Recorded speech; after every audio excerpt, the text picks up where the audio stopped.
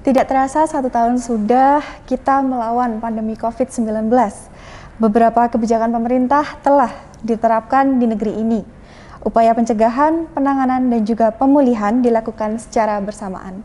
Hal ini sangat menguras banyak energi. Namun ada secercah harapan yang telah hadir, ialah vaksin sebagai salah satu solusi pengendalian pandemi ini. Akhir tahun 2020, pemerintah telah mendistribusikan vaksin ke seluruh Indonesia. Vaksinasi ini diharapkan dapat memberikan kekebalan tubuh bagi masyarakat agar tidak terpapar oleh virus COVID-19. Hari ini kita akan berbincang terkait keefektifan vaksin dalam menanggulangi COVID-19 bersama saya Lutfi Fauziah di IOC Ngayogyakarta dalam Sarasehan seputar Jogja. Kali ini telah hadir bersama kami Ibu DRG Pembayun Setianing Astuti MKes. Beliau adalah Kepala Dinas Kesehatan Provinsi DIY. Selamat datang Ibu, apa kabar hari ini? Baik dan sehat Mbak Zia? Sehat, Alhamdulillah ya Bu ya. Seperti yang kita ketahui, vaksin perdana telah diberikan pada tanggal 14 Januari 2021. Dan secara simbolis di DIY juga telah dimulai pada waktu yang bersamaan gitu ya Bu ya. Dan sebagai penerima vaksin perdana yaitu Bapak Wakil Gubernur DIY dan beberapa perwakilan dari tokoh masyarakat yang dilaksanakan di Kepatihan gitu. Nah, mengapa Bu kita perlu divaksin? Iya, perlu kita ketahui bersama seperti tadi yang Mbak Zia sampaikan ya, pandemi ini sudah suatu hal artinya yang banyak gitu ya, sudah melibatkan cukup banyak manusia atau orang karena terjangkit virus COVID-19 ini. Kemudian mengapa harus vaksin? Gitu? Vaksin ini adalah sebenarnya salah satu cara. Jadi jangan lupa salah satu cara bagaimana kita menurunkan pandemi atau banyaknya kasus yang semakin meningkat di belakang hari ini. Artinya kalau tadi salah satu cara, sebenarnya ada cara lain yang harus juga terus dilakukan, yaitu 5M, gitu ya Mbak Zia.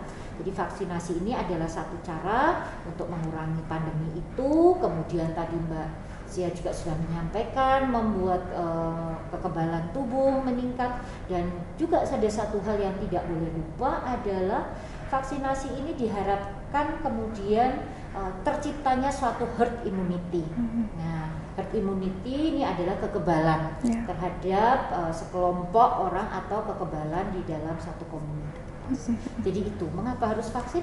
Ya, karena tadi sudah 3 ya, sudah kita temu 3 manfaat dari vaksinasi itu. Baik.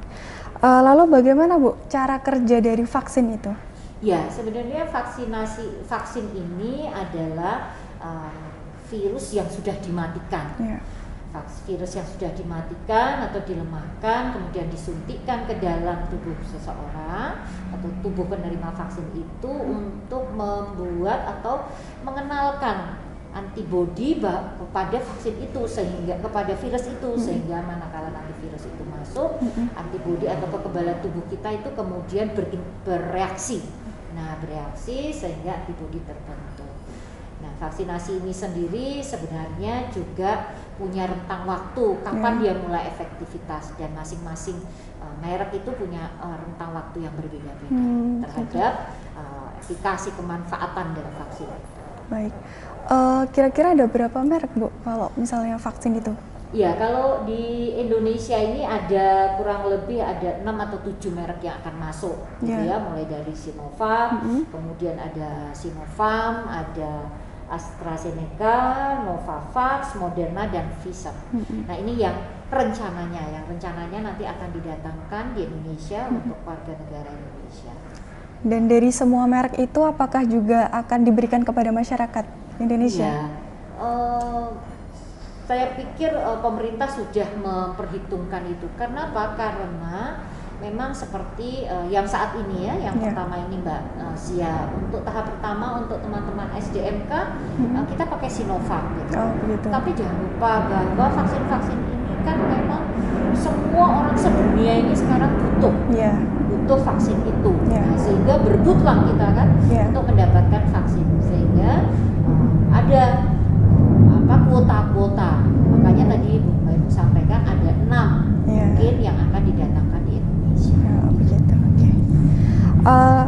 bagaimana Bu tahapan pemberian vaksin di Yogyakarta ini? Ya, jadi seperti juga yang sudah diketahui oleh warga DIY gitu ya, bahwa nanti akan ada tahapan-tahapan kurang lebih 4 tahap untuk pemberian vaksinasi.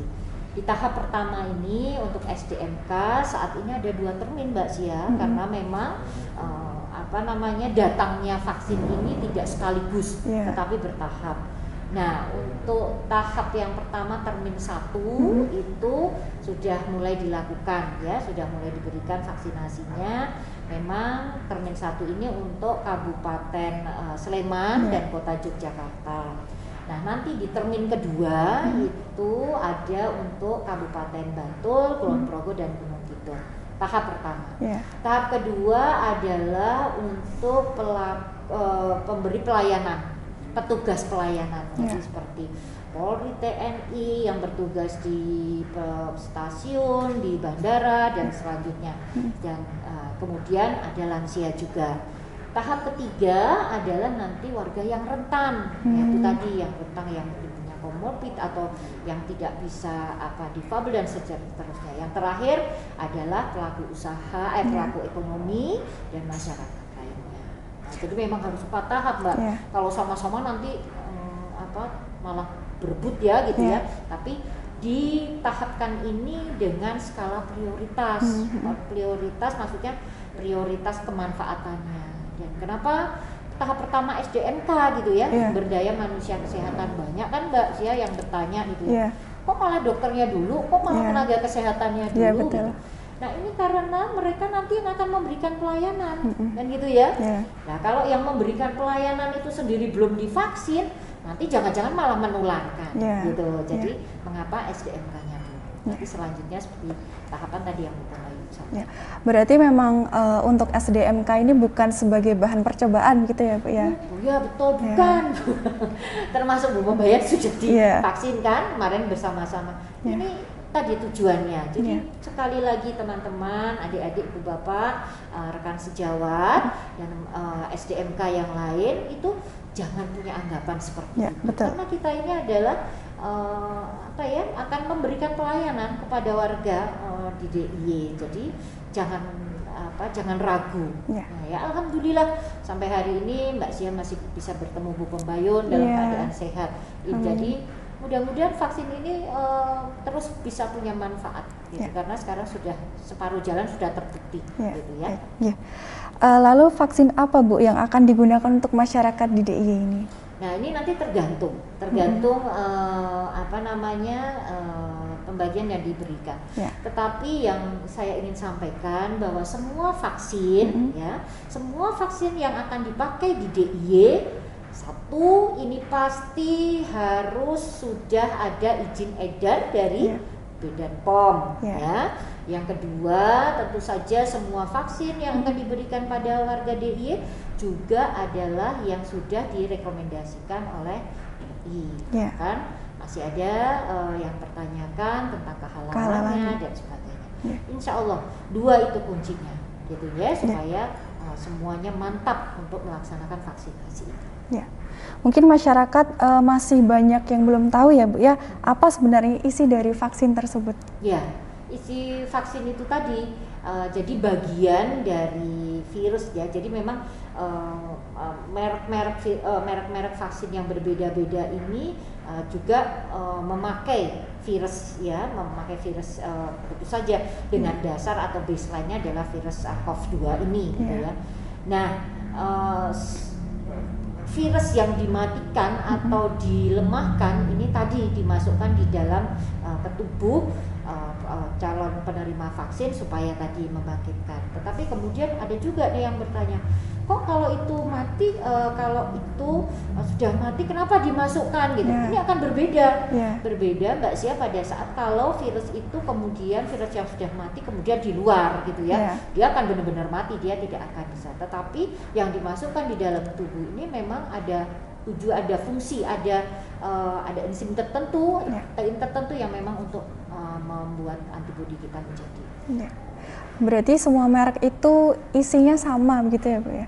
Iya, isinya, kandungannya. iya, kandungannya virus itu ada, tapi bagian-bagian dari virusnya itu yang merek-merek tertentu juga mungkin berbeda-beda. Tapi kalau yang Sinovac ini benar-benar virus, badannya virus, tapi yang sudah dilemahkan atau sudah mati. Berarti yang membedakan hanya mereknya saja. Ya. Lalu bagaimana Bu keefektifan dari vaksin tersebut dalam pengendalian COVID dan berapa persentasenya? Ya, kalau masing-masing merek ini kan punya efikasi yang berbeda-beda gitu ya.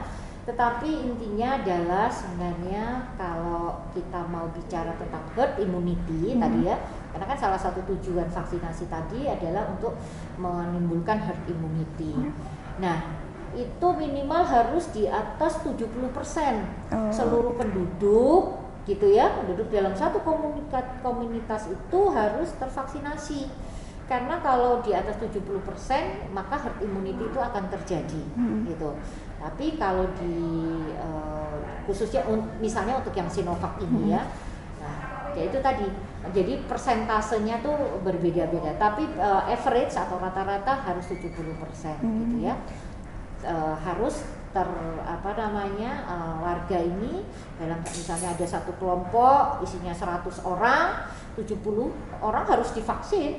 Supaya kenapa? Yang 30 yang nggak bisa, yang tidak mampu atau tidak bisa divaksin ini terlindungi. Jadi seperti itu. Lalu untuk persentase keberhasilannya bagaimana Bu? Ya, kita harapkan persentase keberhasilannya bisa 100% ya, maksudnya bermanfaat semaksimal mungkin gitu ya. Tapi nanti akan kita lihat gitu, karena ini baru tahap pertama ya. Nanti akan kita lihat kalau 70% ini kira-kira bisa kemudian mengcover seluruhnya tidak gitu. Tapi harapannya 90%, 100% itu bisa memberikan manfaat. Berarti nanti ketika uji pertama dan juga kedua tetap harus ada evaluasi begitu ya Bu ya? Iya, betul sekali Mbak Sia.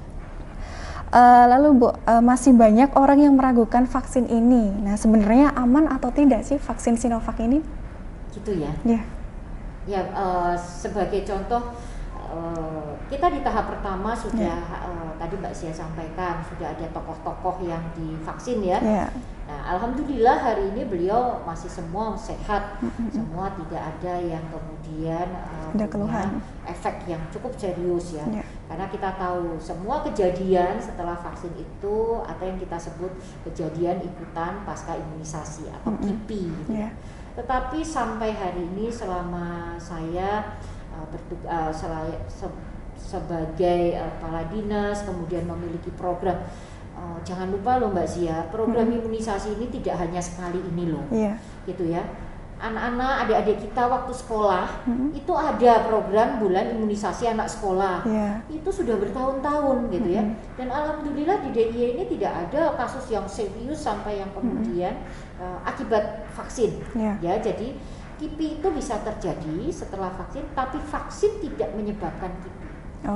Jadi vaksin itu tidak utuh atau tidak berperan tunggal gitu ya. Yang terjadi biasanya adalah karena kondisi sebelum divaksin maka dilakukan screening. Nah, sebelum divaksin ini biasanya kondisinya kurang sehat atau mungkin dia sebelum divaksin sudah masuk di dalam masa inkubasi satu penyakit. Nah, ini yang terjadi. Nanti lain waktu kita bicara tentang KIPI ya, Mbak Sia ya. Nah, jadi hal-hal yang seperti ini yang harus dipahami oleh seluruh warga DIY gitu. Maka persiapkan diri sebelum dilakukan vaksinasi atau mendapatkan vaksinasi. Dan persiapkan dirinya bagaimana? Ya siapkan dengan itu tadi 5M tadi, tetap kalau perlu pakai 3M tambah 2M. 2M-nya itu apa? Menjaga mengurangi mobilisasi dan menghindari atau menjauhi kerumunan seperti itu. Mengapa Bu orang yang sudah divaksin tetap harus menerapkan protokol kesehatan? Padahal kan sudah divaksin, istilahnya sudah ada imunnya gitu. Itu ya. Jangan lupa Ibu Bapak sekalian pemirsa bahwa vaksin ini bekerja tidak langsung hari itu juga. Tadi yang Bu Main bilang gitu ya, kami sampaikan bahwa vaksin ini ada masa period, ada masa mulai membangun imunitas tubuh. Nah, kayak Sinovac ini perlu 14 hari untuk satu kali suntik, padahal harus 2 kali atau sejumlah 28 hari lah sampai selesai. Dia itu baru akan memberikan efektivitasnya secara maksimal. Jadi 14 hari pertama disuntikan pertama, kemudian diulang lagi atau di booster lagi. Nah, diulang lagi kedua, kemudian 14 hari. Nah, bisa terjadi itu tadi. Makanya masih dalam rentang waktu yang panjang, kita tetap harus menerapkan protokol kesehatannya, ya Mbak Zia. Jadi tetap jaga jarak, cuci tangan, pakai masker, itu tetap. Karena tadi Mbak Zia juga sampaikan, vaksin ini adalah salah satu cara untuk memutus mata rantai. Baik. Lalu Bu, orang yang sudah divaksin ternyata masih bisa tertular, seperti kasus beberapa hari yang lalu, gitu. Nah, bagaimana penjelasan dan Ibu mengenai hal ini? Iya, tadi udah sedikit saya singgung ya Mbak Sia ya. Jadi itu tadi, karena vaksin itu akan mulai bekerja setelah 28 hari, tetap itu tadi. Nah, bisa terjadi juga itu tadi. Sebelum beliau divaksin atau sebelum kita divaksin, bilalah gitu ya, kita itu sudah masuk di dalam masa inkubasi virusnya gitu ya. Karena sekarang sudah banyak gitu. Ada kondisi-kondisi yang tanpa gejala, tapi sebenarnya mereka sudah terinfeksi. Ini yang terjadi. Bisa seperti itu satu. Yang kedua bisa jadi pada saat divaksin beliau ini sebenarnya atau sebelum divaksin beliau itu sudah masuk satu kondisi pada penyakit lain. Nah, gitu. Sudah masuk pada maka sebelum dilakukan vaksinasi itu dilakukan screening dan ada faktor-faktor yang kemudian menjadi penyebab orang itu tidak boleh menerima vaksin. Contohnya untuk yang SDMK ini, Sinovac ini tidak boleh untuk ibu yang hamil atau teman-teman SDMK yang sedang menyusui atau yang punya komorbid, ataupun yang punya penyakit imunosupresornya. Bagaimana dengan balita, Bu? Ya, kalau balita tidak boleh. Tidak boleh juga. Karena dia harus menyelesaikan itu tadi ya. Sebenarnya balita ada imunisasi khusus untuk yang balita seperti DPT, campak gitu. Campak dan yang lainnya. Ya. Karena itu usia di bawah 18 tahun tidak masuk di dalam kriteria untuk dilakukan pemberian vaksin. Tadi Bu sudah menjelaskan apabila vaksin ini untuk rentang usia 18 sampai 59 tahun. Nah, mengapa lansia tidak divaksin padahal lansia ini masuk dalam kategori rentan? Ya, untuk tahap pertama ini memang tidak, Mbak Zia. Jadi memang untuk tahap pertama ini adalah untuk mereka yang usianya 18 sampai 59 tahun. Karena yang kita pakai saat ini adalah vaksin Sinovac. Di dalam uji trialnya juga memakai usia 18 sampai 59 tahun. Mungkin nanti kalau merek yang lain karena ada trialnya untuk lansia pasti akan diperuntukkan lansia. Maka tadi ada tahapnya. Nanti pasti lansia juga diberikan vaksinasi. Cuma itu tadi lansia yang seperti apa yang bisa menerima vaksin, saya pikir nanti juga ada kriteria inklusi dan eksklusi. Berarti memang semua warga Indonesia memang akan diberikan, namun ada tahapannya, gitu, betul sesuai dengan vaksinnya. Bagaimana menurut Ibu menyikapi warga yang anti vaksin atau tidak mau divaksin? Lalu bagaimana meyakinkan warga yang tidak percaya akan adanya vaksin ini? Gitu ya. Pertanyaannya luar biasa nih, pertanyaannya Mbak Zia. Iya, kami hanya menghimbau bahwa gitu ya. Kalau kondisi pandemi ini sudah sedemikian luas, pandemi ini sudah tidak hanya di Jogja tetapi juga di seluruh dunia gitu ya. Artinya ini adalah satu kondisi di mana kita harus bersama-sama menyelesaikan atau mengurangi, meminimalisir pandemi ini. Baik kita kembali ke daerah kita yang tercinta ini di Yogyakarta gitu. Sebenarnya Bu Pembayun yakin gitu ya, bukannya ada penolakan, tetapi sebenarnya beliau-beliau ini masih ragu.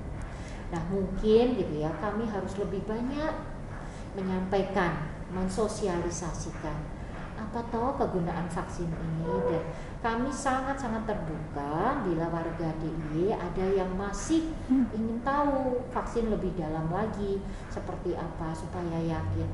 Kenapa Bu Pemain mengatakan itu? Karena warga DIY ini terkenal guyup rukunnya, gotong royongnya, dan seperti tadi saya sudah sampaikan bahwa apa yang kita lakukan ini tidak hanya untuk diri sendiri, tetapi untuk orang-orang yang dekat dengan kita, orang-orang yang kita cintai. Bisa dibayangkan Mbak Sia bahwa kalau misalnya di dalam satu keluarga itu di sana ada balita, ada eyang, ada simbah yang ikut bersama dalam satu rumah gitu ya.